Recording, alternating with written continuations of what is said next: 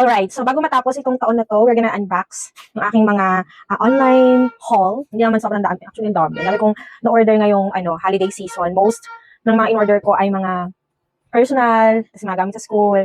And then, ito, I have here, may dumating 3 na aking mga parcel. So, may inaantay pa rin ako, I think mga 8 pa na parcel inaantay ko dumating. But anyways, let's open aking mga in-order. For first order natin, I have okay. So this one, ito yung pang brush sa aso.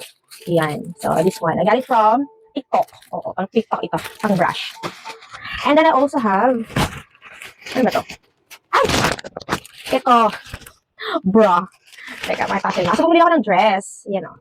Bumili ako ng dress. Dapat hindi siya, hindi kita dapat yung strap mo. So, kaya bumili ako ng ganito. Ayan, this one. I got it from, saan ko ito in-order? Hindi ko alam kung TikTok or Temu ko in-order ito.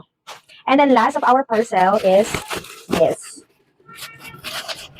What is this? Okay. Alam ko to. This one, isang ingay na ng mga bagets sa amin. Nagkotorotot na sila.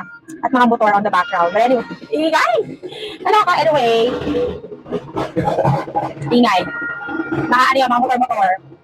I got this kasi nasira na yung ginagamit ko. Medyo lumuwag na siya. So, I got mini display port to HDMI converter. Kasi nga, yung sa akin na ginagamit ko na MacBook Air, ay ano pa yun, parang 2017 model pa yun. So, Thunderbolt pa siya, hindi pa siya yung mga recent na, Mac na meron ng HDMI o kaya naman naka Type-C. So, sa akin naka-Thunderbolt pa. So, kaya, since nasira na yung ginagamit ko, I have to order another one from Ugreen. I got this from TikTok pa din.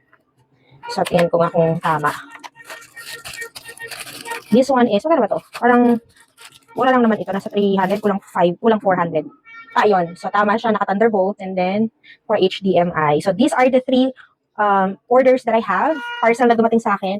May HDMI, connector, the bra, the silicone bra, and then the brush for my aso.